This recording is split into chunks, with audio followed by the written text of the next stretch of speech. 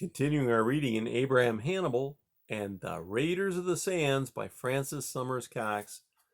Today is chapter 14, Dr. Poncet. So Abraham was taken to play with Prince Alem. There were two questions he had to ask him straight away. Where does your father keep the lions? Oh, they're wandering around somewhere. I'll take you to their house. So they looked at the house of the lions and watched the two huge lions wandering in and out of all the palace as they pleased, and went and talked to them and rubbed their ears. They went to look at the house of the pigeons as well, where Abraham remembered his other question. Who is that white man in your father's court? Prince Alem laughed. Oh, that is our doctor, Dr. Poncet. He's a Frank from a place called France, but he lives in Egypt. He's a good doctor. Father and all of us were sick, so a messenger brought him from Cairo to make us well. And now we're all fine again. He'll be going back to Egypt soon. For a month, Abraham had nothing to do but play. The first 2 weeks were blissful. There was the king's bath just outside the city with a 2-story palace right in the middle of a big shallow pool that was filled by a fast, clear stream. He and Alem went a few times and splashed and dunked each other and played at throwing and catching sticks across the water. Abraham began to wish that he hadn't been ordered to play with Alem. The young prince had a bad habit of whining if Abraham got a bit rough, though he was even rougher himself. One day, however, they made a most interesting discovery. They were making their way to the king's bath earlier than usual in the morning when they realized that Dr. Poncet was ahead of them, going the same way. He was carrying a big bag and wearing a great flowing Arab robe instead of his normal clothes, with his head tied up in a big cloth like an Indian trader. The two boys stopped and grabbed hold of each other. Do you think he's going to have a swim too? Whispered Abraham. Alem nodded, grinning. Maybe we should go away. But he didn't sound very convinced. Do you know something that's been bothering me? Carried on Abraham. Are white people like Dr. Poncet white all over, or is it just the bits that show that are white? Well, now's our chance to find out, whispered Alem. The two boys crept through the trees after the comical figure in its turban and baggy robe. The doctor was still wearing his stiff, high-heeled shoes, and every now and then he would trip on the rough ground and mutter what sounded like curses in some foreign language. At last he got to the pool, which had a stream running into it and out the other side, and went round to where the water flowed out of it. He opened his bag, took out an assortment of little bottles and boxes and a mirror, and put them carefully at the edge of the pool. Then he took off his turban. Underneath was no fleecy white bush, but just a pale scalp with very, very short straw-colored hair. The boys, peeking from behind a bush, stared at each other. I knew that his white hair wasn't real, whispered Alem. He's taken it off and shown me his head before now. Now the doctor was kicking off his shoes, stripping off his stockings. At last the moment came, and he picked up the skirts of his robe and pulled it up and over his head and off. He was naked and white from head to foot, as white as a peeled egg. If anything, his head and hands and neck were the darkest bits, reddened and leathered by the sun. The two boys clamped their hands over their mouths to stifle their giggles and rolled around silently on the ground behind their bush. There was a big splash. Dr. Poncet was in. The boys peered round again and watched the longest and most complicated performance of creaming, foaming, rinsing, gargling, singing, splashing, rubbing, and ducking. Then the doctor scraped at his cheeks with a kind of knife, standing in the water with the mirror in front of him on the edge of the pool. The boys had never seen a man shave before and gazed in astonishment. At last he got out and dried himself with a cloth and started creaming himself with something else, singing all the while. He's going to be finished soon, whispered Abraham. What a shame. He hunted around him and found what he was looking for, a nice, smooth, round pebble. While Alem looked on, puzzled, Abraham stood up and took careful aim at Dr. Ponset's shiny white backside. The pebble whizzed through the air and dented the soft flesh of its target. Dr. Ponset's song changed into a howl as his hands flew to his bruised backside. He started running, naked and barefoot, as he was, toward the boy's hiding place. But Abraham and Alem didn't stay around. The doctor hobbled after them for a little while as they darted back toward Gondar, but soon gave up and went back, muttering to get on with his dressing. The boys stopped for a minute when they were safely out of sight and earshot. "What'd you do that for?" panted Alem. "I bet he recognized us. If you get me into trouble with my father, I'm going to tell them it was your fault, you idiot." "Don't you call me an idiot," snapped Abraham furiously. "You're just chicken, and you're a sneak." And he grabbed Prince Alem around the neck and wrestled him to the ground, thumping him hard in the chest. Alem gave as good as he got, but not for long. Soon he was wriggling out of Abraham's grip and ran off home to the palace, whimpering. The days went by.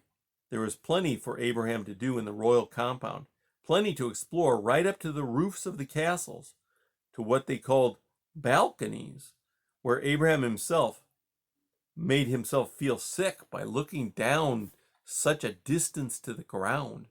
The boys heard no more of the incident at the king's bath, nor did they mention it to each other.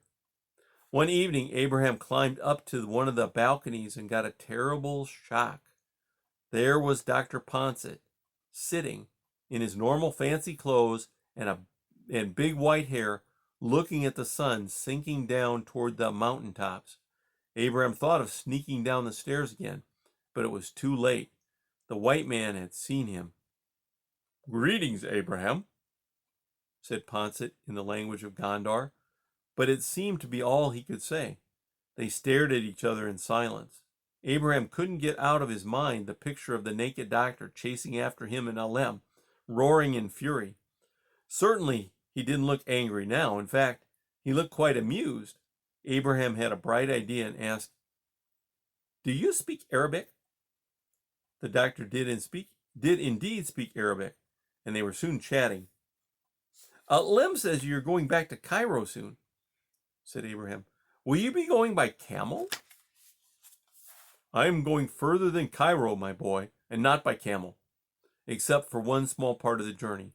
I am going all the way to my country, to France, to take letters from your king to mine." "Tell me about your country. What is the king's name?" "He is called the Sun King, because his power and his glory shine more brightly than the sun itself. He is the most magnificent ruler in all the world." Abraham began to wonder if all white people were windbags, like his old friend Yanni the Greek and this doctor. "But his true name is Louis, the 14th of that name," went on the Frank. "Is his palace as fine as this one?" "Oh, they cannot be compared. This palace compound could fit maybe 20 times into the chief palace of the Sun King. I can show you pictures when it is light again tomorrow." And the doctor told Abraham tales of the Sun King's palace, and a hall of 100 mirrors, each as tall as a tree, of banquets lit by 10,000 candles, of gardens where stone images of men and women sprouted water high into the air, and trees were clipped into fantastical shapes, of wheeled carriages which you could climb inside, pulled by horses that galloped as fast as the wind, of fine ladies with dresses as wide as the whole balcony and hair piled an arm's length high. The doctor even took his hair off again and showed Abraham his bare head and told him how in the land of the Franks all people of good birth, men, women, wore false hair, except for sleeping. He went on till darkness fell, and they had an awkward time climbing down, but the very next morning the doctor kept his promise. They met under a shady tree near the House of the Lions, and the doctor was holding a fat little book in his hands. "This book tells of some of the great things in my country. Look here at the first picture. This is the Sun King." There he was, in his big bushy wig, and clothes like Dr. Ponsett's on a special occasion, standing in a huge fancy room with a crown on the table next to him. His face was much harder than the doctor's, not a friendly face at all. The drawing was quite different from what Abraham was used to. Somehow it looked much more, well, real than the pictures on church walls or in the stories of the kings. And yet there were no colors in it at all. It was done just with black lines. Why didn't the monk paint it with colors? Asked Abraham. Poncet smiled. Oh, in France, monks stopped painting pictures in books and copying the words long, long ago. Somebody did draw this picture, but not in the way you mean. He just drew the picture once, and then something called a machine, a printing press, made thousands of copies, all exactly the same. It did all the words too. These machines are very clever and very fast. They can't do colors. Well, not yet anyway.